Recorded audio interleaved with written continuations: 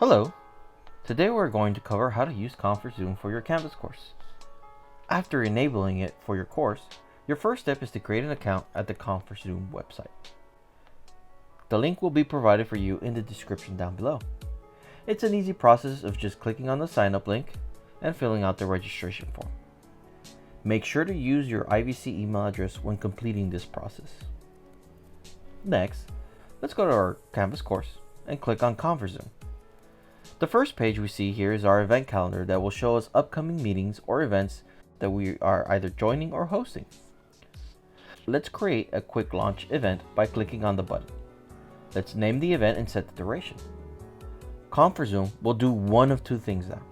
It will launch the Zoom video conferencing application or create a Zoom browser session if you don't have the application installed in your computer. Let's open Zoom, and although not necessary, having a webcam is very useful.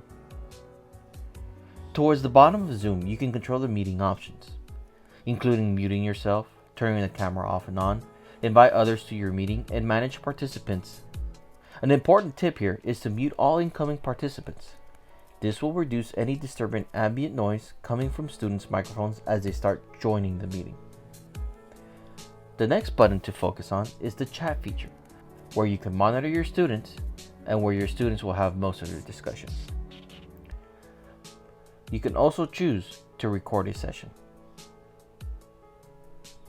One of the most important features to use here is the share screen. With it, you can share a specific application that is running. For example, a web browser, the whole desktop, or a whiteboard. Whatever option you choose, you have this toolbar to help you manage the session. Click on Stop Recording and end the meeting to exit Zoom. Students do not need a Conferzoom account to be able to join the session. They just need to have access to Canvas and the internet.